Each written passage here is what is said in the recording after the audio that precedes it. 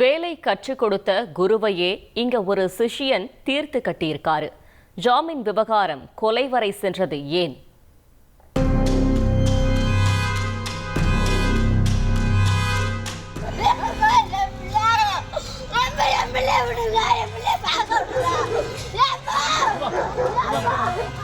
நெல்லை down வயல் தெருவில் இயங்கி வருகிறது இந்த டாஸ்மாக். பாருக்குள் குடிமகன்கள் இருப்பதுதான் வழக்கம். ஆனால் அன்று போலீசார் அங்கு குவிந்திருந்தனர்.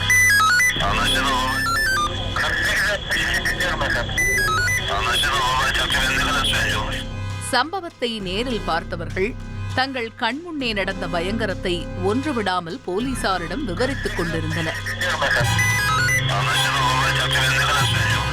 போலீசாரின் இந்த விசிட்டுக்கும் விசாரணைக்கும் காரணம் சாக்கு பையால் மூடப்பட்டிருக்கும் இந்த சடலம்தான்.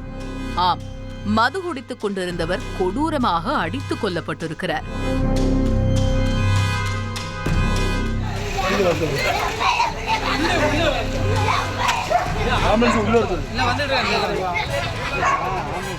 சடலத்தை கைப்பற்றிய போலீசார் உடற்கூறாய்வுக்காக மருத்துவமனைக்கு அனுப்பி வைத்துவிட்டு விசாரணையை தொடங்கியிருக்கிறார்கள். கொல்லப்பட்டவர் ஜெகநாதன், 40 வயதாகிறது. லாரி டிரைவராக வேலை பார்த்து வந்திருக்கிறார். இவருக்கு திருமணமாகி மனைவி மற்றும் பிள்ளைகள் உள்ளனர். ஜெகநாதன் சரிவர வேலை வெட்டிக்கு போகாமல் மதுபோதையில் மிதப்பது வழக்கம் என சொல்லப்படுகிறது. இதனால் அடிக்கடி ஊர்வம்புகளை விலை கொடுத்து வாங்கி வந்திருக்கிறார். அதோடு மனைவியையும் அடிக்கடி அடித்து டார்ச்சர் செய்து வந்ததாக சொல்லப்படுகிறது. இந்த சூழலில் ஜெகநாதனின் அடி உதையை தாங்க முடியாத அவரது மனைவி காவல் நிலையத்தில் புகார் கொடுத்திருக்கிறார். இதனால் அவரை போலீசார் கைது செய்து சிறையில் அடைத்திருக்கிறார்கள். 6 மாதங்களுக்கு முன்புதான் ஜெகநாதன் சிறையில் இருந்து ஜாமீனில் வெளியே வந்திருக்கிறார். சம்பவத்தன்று டவுன் வயல் தெருவில் இயங்கி வந்த டாஸ்மாக் பாரில் மது குடித்துக் கொண்டிருந்த போது அங்கு வந்த ஒரு நபருக்கும் ஜெகநாதனுக்கும் வாக்குவாதம் ஏற்பட்டிருக்கிறது. அந்த மர்ம நபர் ஜெகநாதனை அங்கிருந்த இரும்பு கம்பியால் அடித்து கொன்றுவிட்டு தப்பிச் சென்றிருக்கிறார். யார் அந்த நபர்? எதற்காக ஜெகநாதனை கொல்ல வேண்டும் என்று போலீசார் விசாரணையை துரிதப்படுத்திய போதுதான் வெங்கடேஷ் என்பவர் சிக்கியிருக்கிறார். 29 வயதான வெங்கடேஷ் தென்பத்து புதுமுனை தெருவை சேர்ந்தவர். ஜெகநாதனின் உறவினர். இவரும் ஒரு லாரி டிரைவர் தான்.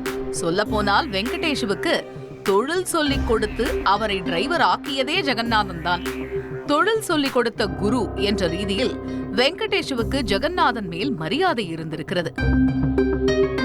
போதையில் ஜெகநாதன் அடிதடி வழக்குகளில் அவ்வப்பொழுது சிக்கி சிறைக்கு சென்ற சமயங்களில் எல்லாம் வெங்கடேஷ் தான் அவரை ஜாமீனில் வெளியே எடுத்திருக்கிறார். பலமுறை இதே வேலை தொடர்ந்ததால் வெறுப்பான வெங்கடேஷ் ஒரு கட்டத்தில் ஜெகநாதனை இனிமேல் ஜாமீனில் எடுக்கக்கூடாது என முடிவு செய்திருக்கிறார். இந்த சூழலில்தான் மனைவி கொடுத்த புகாரின் பேரில் சிறைக்கு சென்றிருக்கிறார் ஜெகநாதன்.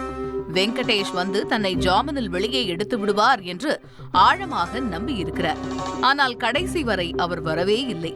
சிறையில் இருந்தபடியே ஜெகநாதன் பல முறை வெங்கடேஷை தொடர்பு கொண்டு ஜாமீனில் எடுக்கும்படி கூறியிருக்கிறார்.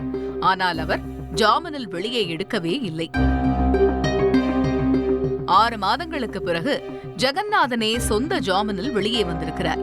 சம்பவத்தன்று டாஸ்மாகில் மது குடித்துக் கொண்டிருந்த போது வெங்கடேஷும் அங்கு வந்திருக்கிறார். ஜெகநாதனை சந்தித்து நலம் விசாரித்திருக்கிறார். ஆனால் ஜாமீன் எடுக்காத கோபத்தில் இருந்த ஜெகநாதன் அவரோடு வாக்குவாதத்தில் ஈடுபட்டிருக்கிறார். ஒரு கட்டத்தில் அந்த சண்டை உக்கிரமடையவே ஆத்திரமடைந்த வெங்கடேஷ் அருகில் கிடந்த இரும்பு கம்பியால் ஜெகநாதனை தாக்கிவிட்டு தப்பிச் சென்றிருக்கிறார். இரத்த வெள்ளத்தில் சரிந்த ஜெகநாதன் சம்பவ இடத்திலேயே பரிதாபமாக இறந்து போயிருக்கிறார். இந்த சம்பவம் தொடர்பாக வழக்கு பதிவு செய்த போலீசார் வெங்கடேஷை கைது செய்து சிறையில் அடைத்திருக்கிறார்கள்.